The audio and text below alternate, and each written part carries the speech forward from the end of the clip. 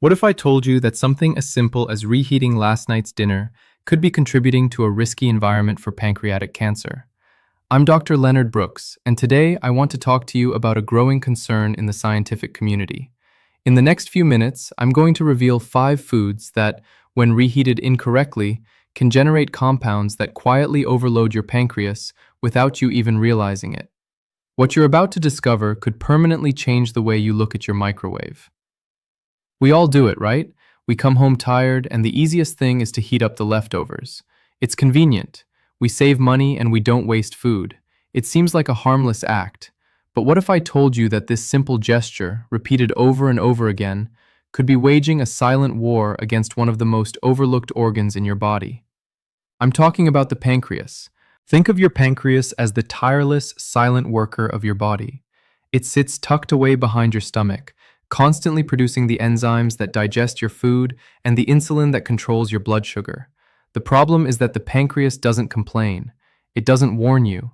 It doesn't give clear signals that it's under stress, until, very often, the damage is already advanced.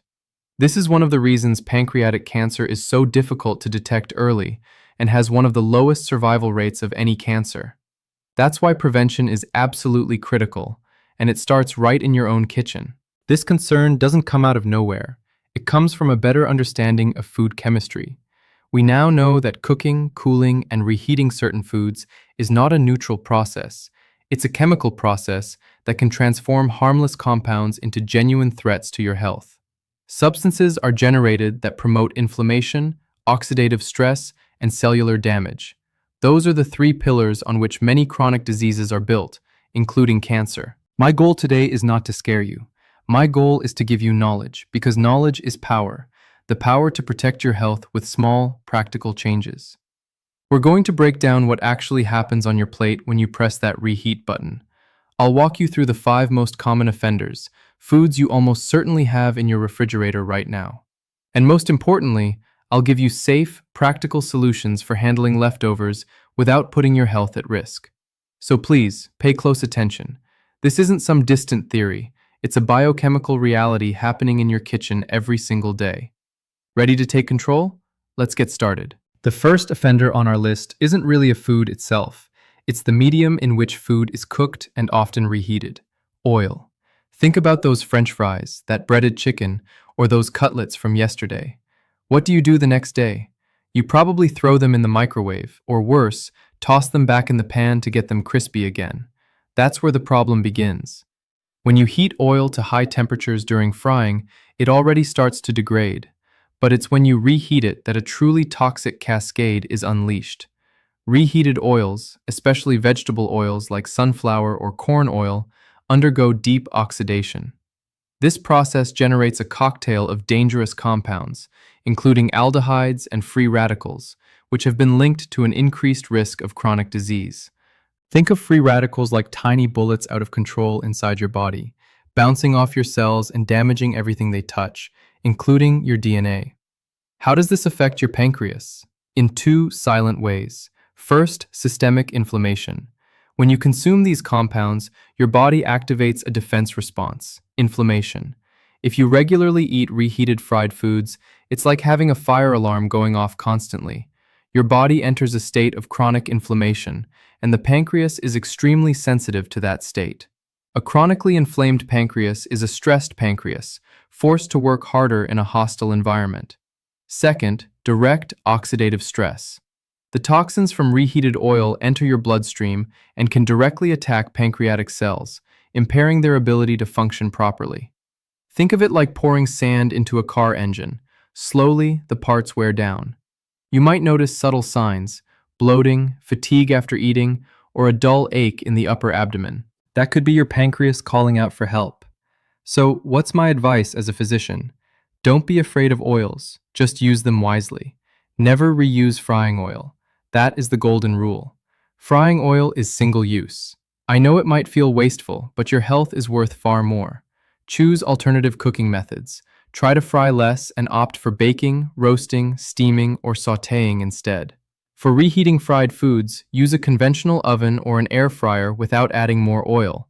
You'll get that crispy texture back with drier heat. And whenever possible, eat fresh. Every time you choose a freshly made meal over reheated leftovers, you're giving your pancreas a break. The second food might surprise you because it's practically synonymous with healthy eating: spinach. Again, the problem isn't spinach itself, it's what happens when you reheat it. Spinach, Swiss chard, and celery naturally contain compounds called nitrates, which on their own are harmless. The problem begins when you cook these vegetables and then let them cool slowly at room temperature, or store them for several days. Certain naturally occurring bacteria convert those harmless nitrates into nitrites, which are more problematic. The danger escalates in the second step: reheating.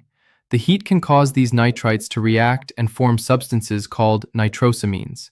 That's a name I want you to remember. Nitrosamines are classified as probable human carcinogens and have been linked to an increased risk of certain cancers, particularly of the stomach and esophagus. Although the most studied connection is with those other cancers, the threat to the pancreas should not be ignored. Nitrosamines are genotoxic, meaning they have the ability to damage our DNA. When you consume them, your body has to work to detoxify itself, and the pancreas plays a key role in that process. Repeatedly exposing it to this burden of harmful compounds creates chronic stress and an inflammatory environment. And as we've already seen, chronic inflammation is a known risk factor that can promote long-term cellular damage. Once may not cause any harm, but repeated exposure week after week is like a drop of water falling endlessly on a stone. Over time, the stone wears away. My advice here is simple: respect the chemistry of vegetables. Don't stop eating spinach, just change how you handle the leftovers.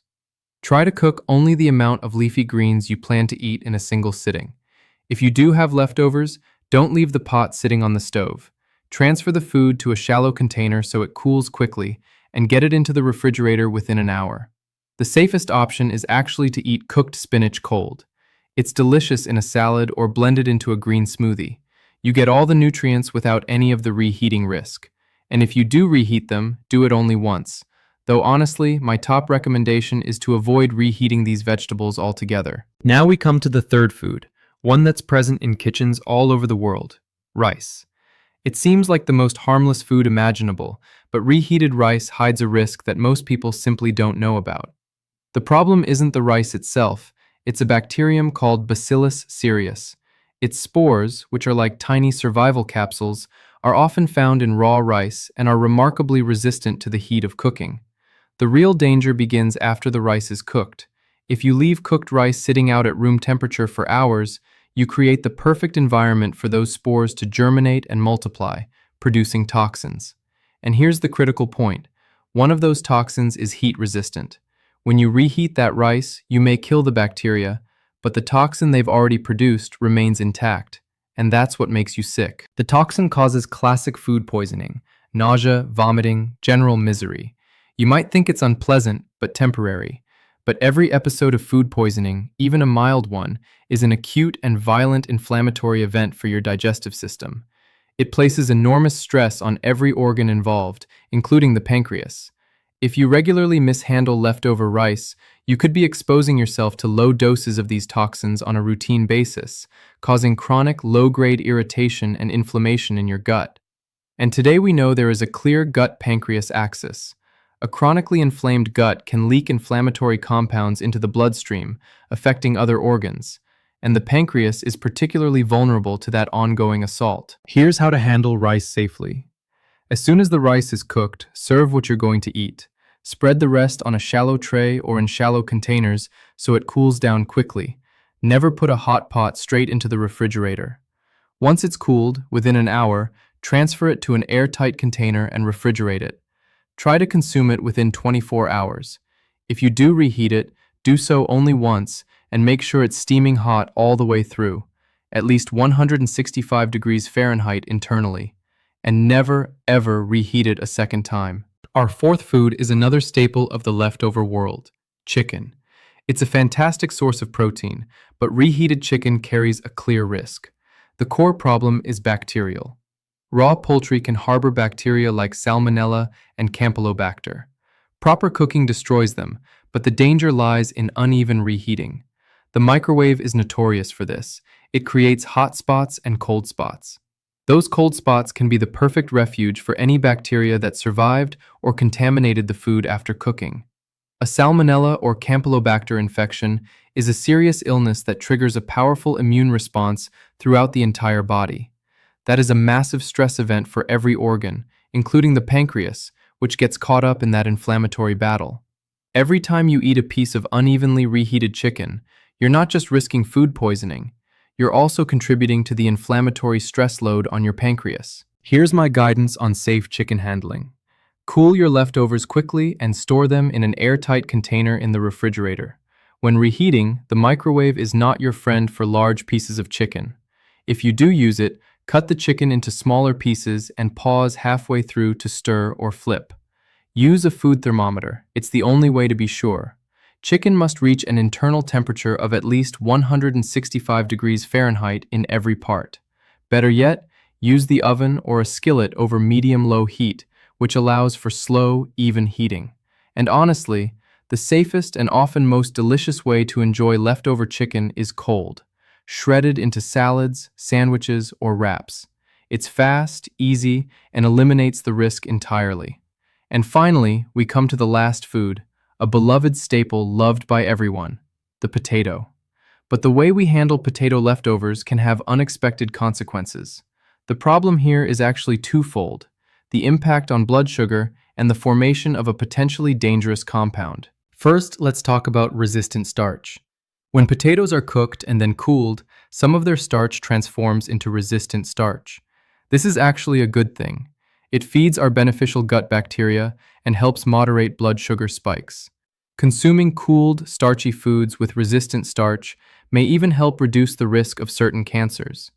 The problem is that reheating potatoes destroys a significant portion of this beneficial starch. And that brings us to the second issue, the glycemic impact. Without the resistant starch, reheated potatoes cause a faster and higher blood sugar spike. And which organ has to respond to that spike? The pancreas, which must release a large surge of insulin.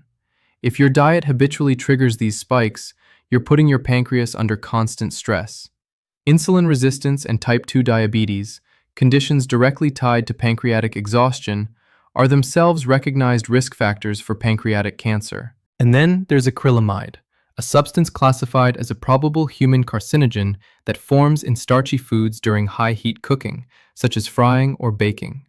Reheating potatoes, especially by refrying them, can potentially increase these levels even further. So what do I recommend? Embrace the cold. The healthiest way to eat leftover potatoes is cold. A potato salad is a fantastic option because it maximizes the resistant starch content. If you do need to reheat them, do it gently. Steaming or using the microwave on low power is far better than high, dry heat. Never refry potatoes that have already been cooked. That is the worst option, full stop. And for leftover mashed potatoes, reheat them gently in a saucepan over low heat with a little milk or broth to restore their creaminess. Today we've put 5 very common foods under the microscope. We've seen how the simple act of reheating can, under certain conditions, turn them into real problems. With oils and fried foods, the danger is oxidation that drives inflammation. With spinach, the risk is nitrates converting into nitrosamines. With rice, the culprit is the toxin produced by Bacillus cereus. With chicken, we face the risk of bacteria surviving through uneven reheating. And with potatoes, the issues are blood sugar spikes and the loss of beneficial resistant starch. The common thread running through all 5 is the same: inflammation, oxidative stress, and cellular damage. These are the mechanisms that, over time, can wear down your pancreas and increase the risk of serious disease. But the message I want to leave you with is one of empowerment, not fear. I'm not asking you to throw out your leftovers. I'm giving you the knowledge to make smarter decisions. Prevention is built on the sum of hundreds of small choices you make every single day. Remember the key takeaways: cook smaller portions, cool leftovers quickly, prefer eating them cold when possible, and if you do reheat, do it safely. These small habits make a monumental difference over the long run. And don't forget the bigger picture. Protect your pancreas by maintaining a healthy weight, not smoking, limiting alcohol and sugar, and building a diet rich in fruits and vegetables. Your health is in your hands. I'm Dr. Leonard Brooks. Take care of yourselves.